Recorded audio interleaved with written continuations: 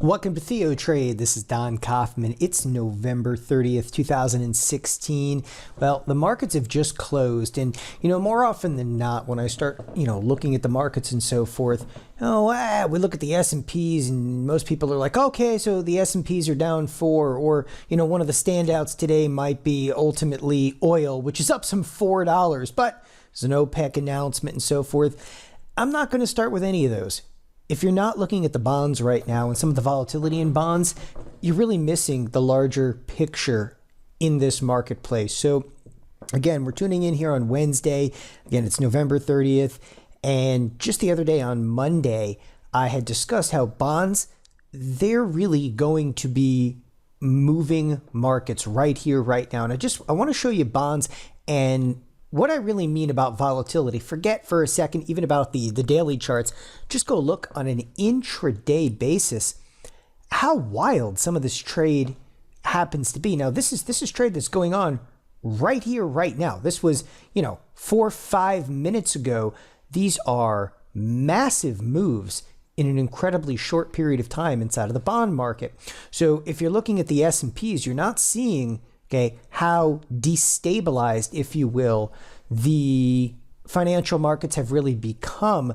And the bonds, I think, are what display that most effectively. So I'm going to zoom out for just a second and recap what I covered on Monday, because it really is the most important trade in the market right now. So the bonds in recent trade have sold off all the way from the 177 down to 150. 150 is critical. It's pivotal.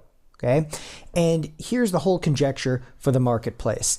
If we continue to see bonds sell off, okay? If the bonds kind of slowly sink, off into the sunset over there, it's nothing too substantial. When I mean bonds slowly sink, all right, they kind of meander here and eventually grind their way down to 148. It's not going to be that big of a deal. And if capital is coming out of the bonds in a very slow fashion, it's likely going to cycle back into, first of all, the US dollar, right there, okay? In addition to that, you're probably going to end up, if the bonds slowly cruise down, you're probably going to have some capital end up in the S&P 500. But there's a few, scary scenarios out there I went over on Monday, and one of those happened to be if the bonds slip hard, especially through the 150. You got to look at the 150 level inside of the bond market. It is the line in the sand. All traders are talking about it. The bonds crack under 150. I mean, what this really amounts to is interest rates going up. And interest rates going up is often positive, again, for the financials. So the financials, yay, they're the beneficiary of this. Yay. Except if the bonds collapse. And getting a 2-point down move in bonds today, this is 1 in 26 ticks. Okay, there's 32 ticks to a 1-point move. So they move 1.26 ticks. That's almost a 2-point move. A 2-point move, yeah, that's not slowly grinding to the downside. That is a fast, precipitous drop. As such, the market right now is not reacting positively to it in any way, shape, or form. So what are some of the issues really at play over here? And to look at the issues, I think the best way to display this is to go over to the TNX. Okay, because again, the bonds, this is the most pivotal trade out there. It doesn't matter what stock you want to look at on this screen right now. Every single one of them is being influenced by the bond trade. Okay, so TNX is the 10-year Treasury Index. It's the interest rate associated with the 10-year note. Now, you may never trade bonds. You don't have to trade bonds, but get this, okay? In just the last few weeks, pretty much since the presidential election, the interest rate went from about 1.8%, and I'll kind of denote it right on your screen here.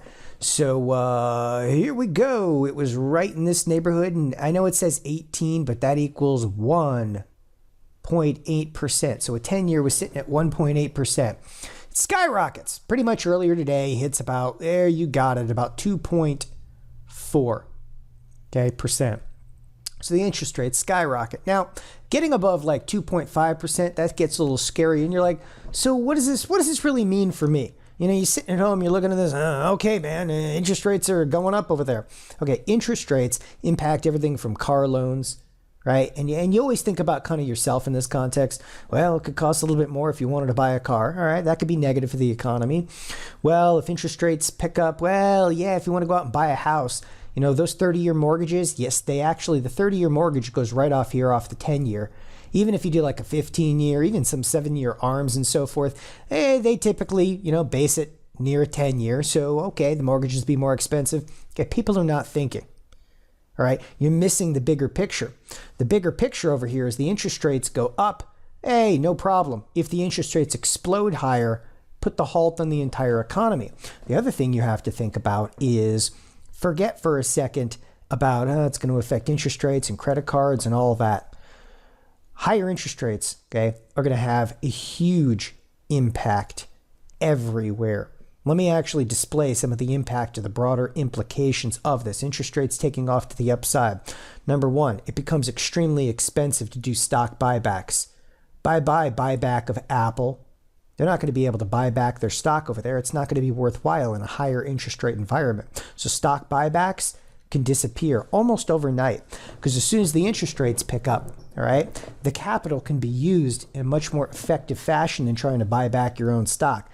Raising interest rates obviously can affect stock buybacks. Now, there's something far more important than that, and it's this. Okay, and here's the point that most people are going to miss on this. As the interest rates do appreciate, there's a carry trade that goes on, and this happens in all these derivatives firms. So a trading firm may go out, and these trading firms often make fractions of a penny, and they do it tens of millions of times a day. Right? It's a pretty simple idea. They just go out there and they make markets. And if you're curious what, making a market really means, they go into a product like the spiders and they're just scalping bid offer spreads, but there's only fractions of a penny to be made. So what do? They leverage themselves. They borrow capital. Okay. And they just do more of what works. So yeah, 15 years ago, these firms used to make like some decent money in the bid offer spread. Well, today they can't make very much money. All right, in the bid offer spread. So they have to do 10 times more than they used to. So what do? They borrow capital. Where do they get the capital? Well, it's cheap interest rates. So they just go out there and do type of a carry trade, and they come home and they bring home lots of money, right? The only problem with that is when the interest rate starts to appreciate, come over here to the TNX, when the interest rate starts to appreciate, and it is taken off to the upside right now, their carry trade can become ineffective almost overnight. So at some point, there's a threshold over here. Now, a lot of traders are telling me at 2.5%, it's not worth them doing some of the trades that they're doing. The moment these guys disappear, it's night-night to the S&Ps, okay? Because a huge amount of capital right now is being pumped into the S&Ps. Where's this capital coming from? It's quantitative easing. But it's quantitative easing finding its way into the trading firms. So ultimately, the trading firms themselves, using all kinds of loans and carry trades, are propping up markets. If interest rates explode higher, again, it's good night to the S&Ps over here. Today's trade is pivotal. We came right down to the 150. We stopped on the dime. If these bonds break below 150, you could have a very serious and precipitous sell-off inside of the S&P 500. Now, there's no doubt I've been bearish on the marketplace. I like saying it, and the markets are still, where are they at? 2,200. Today, though, could it be the beginning of much more? So let's go look, first of all, at the SPX. The SPX, well, it closes down a whopping 5 points. One thing that's for certain, okay, this vicious rally at least has been stopped in its tracks. Hey, for what? The last 3 days. It's neither here nor there. Now, the S&P really has not come in. All right, come on. Today, it hit an all-time high. We traded 22.14, and we actually reversed. So there's a pretty big reversal candle today. That's neither here nor there. Then, I think you really got to take a detailed look at a product that not enough people, well, take a detailed look at, and that's the Russell. And the Russell really gained again on a percentage basis the most, but has come off the most in the last 3 trading days. So the divergence in the products kind of continues over here, but the Russell on a percentage basis, get tagged a little bit today. It's down, some 0.4%. Last but definitely not least, you have to look at what the NASDAQ did today, because the NASDAQ, all right, got pummeled by about 1%. And again, this is not so much about individual stocks. If you kind of question, well, what happened to some of the NASDAQ stocks over here? You have to understand, okay, at this point, the interest rates have gone up. So when interest rates are going up, it makes perfect sense that the NASDAQ is getting hammered because most of the NASDAQ stocks, your Google out there, all right, the Amazons and so forth, they actually trade on razor thin margins. And the moment the interest rates are impacted, those stocks are going to feel it the most. The other thing you have to be thinking is, okay, you have a lot of stocks in the NASDAQ that are not what we would call cash flow positive.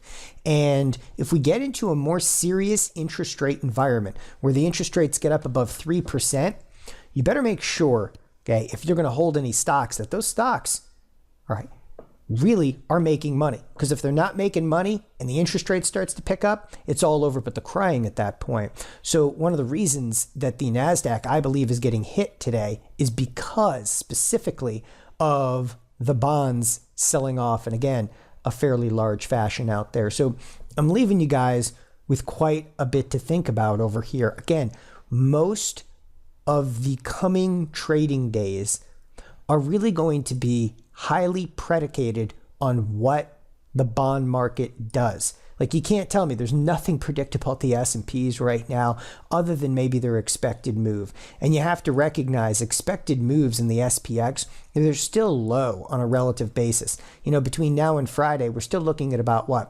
$15 expected move. And that includes an unemployment report. So it's still kind of, tapered down expected moves. But the entire, marketplace, the rest of this week coming into next week, it's all predicated on what the bond market's going to do. This is the market that is fully in control at this point. And unfortunately, although this market's in the driver's seat, it's pretty much out of control at this point, seeing another, again, precipitous 2-point decline. Remember, bonds, if they break below 150 and break hard, it could be night-night for the S&Ps over there. And that's an ugly scenario in coming trade in just the next couple of days over here. Again, we've hit a very, very pivotal point in the bond market. Keep your eyes on it. At some point, what you get is the bonds selling off, and then it has negative implications back to the financials, and that would be the straw that kind of broke the camel's back and take down the S&Ps from all-time highs. All right, so I want to thank everybody for joining us here at TheoTrade for this evening video. Okay. Some of you, if you are interested and available, right, we are going to be doing a free session, and that free session is going to be, we'll pull it up right here, right now, how to use what we call the new market manipulation to your advantage. Again, I'm going to be doing this free session. It's Don Kaufman. All right, at the session, what are we going to be learning over here? Really, we're going to be talking about, first of all, some of the expected move that I frequently cover, and that expected move, how it relates to weeklies, and looking at taking these very small risk shots that can have some very, very large returns. But again, I use the term manipulation in here, and it's a strong word to use in the markets, but I'm going to show you really what has actually changed in the marketplace recently that absolutely qualifies as market manipulation. So there's been some structural changes in the broader markets this year, and they've really only come into play in February, okay, and then in August. And those structural changes of the market, I'm going to describe to you how you can actually take advantage of them. You can put a couple of trades on a week. You don't have to sit there all day, and this is not like intraday craze trading over here, but I think you guys will find this really, really eye-opening. Again, it's a free session. It's going to be on December 1st, and that's 8 p.m. New York time, 7 p.m. Central time.